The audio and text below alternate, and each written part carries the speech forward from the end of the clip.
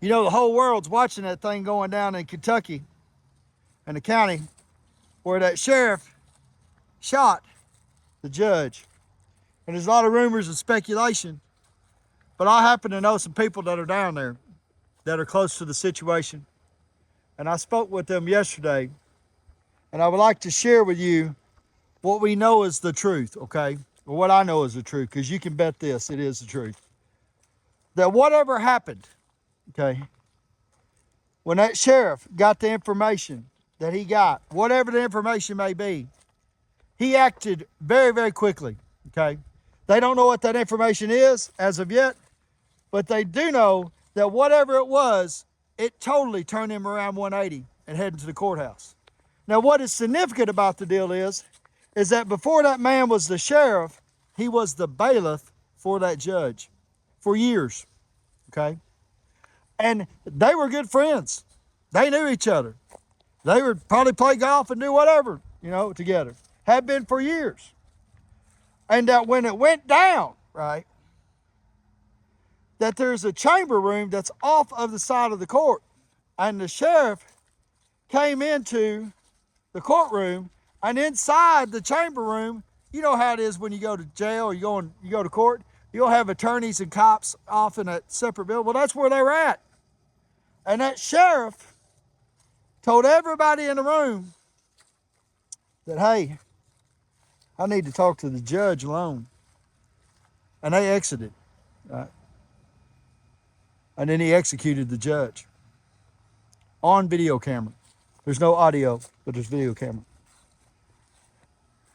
And so there's been a lot of speculation as to why that would happen, mainly leading to the fact that the sheriff has an underage daughter. And it might be possible that this judge could have, and it's speculation, had something to do with that. That makes sense. You know, it makes perfect sense. I will tell you, I know this firsthand too. I know this, I've seen the man. His name is Randy Meredith. And before I went to prison, Randy went to prison. And Randy's story is such that Randy had a young daughter. And Randy went to the police. And back in them days, you didn't have cell phones and stuff, you know, like you do now. But Randy tried to get them to do something. They wouldn't do anything. And so Randy's solution was he caught that boy. I think he bartended at the Twilight Club, not the Twilight, at Terry Martin's. Now, Terry Martin's at that time was down Central by the Western Sizzler across from Buster Mooney's, right?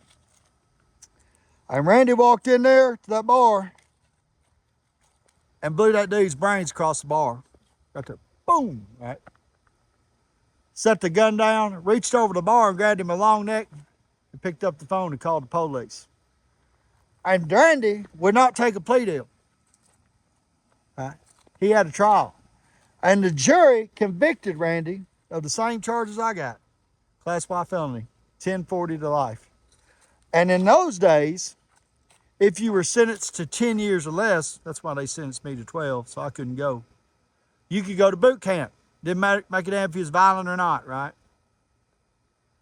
And Randy went to boot camp, and 123 days later after his sentencing date, he was there with his son, Brian. I can't remember his wife's name, but it was Randy. They brought him to Jason's when he got out the first day, having him beer and ate a steak. And that's the way it should have been. They shouldn't even charge him for murder, right? Because everybody in that courtroom understood where Randy was coming from. And my point is this, that there's still a lot of good Americans, despite the ones that are elected. There ain't no, Mike Johnson's a fucking idiot, ain't he? Little tangent there. And I will tell you too on that while we're on politics, to solve America's problem, it's real simple. You got 27 or 28 governors that represent red states that are weak bitches too. Otherwise, they'd all get together and say, we ain't doing this shit. Fuck you. But that's kind of what needs to happen. In this case, if there's any truth to what the allegations are saying and the reasoning behind what happened, that I just don't see that boy shooting that judge over something less than that. I mean, they don't either, to be honest with you. They don't either. They don't know what it is. It has not surfaced. But it will. And because they were friends. Not no more.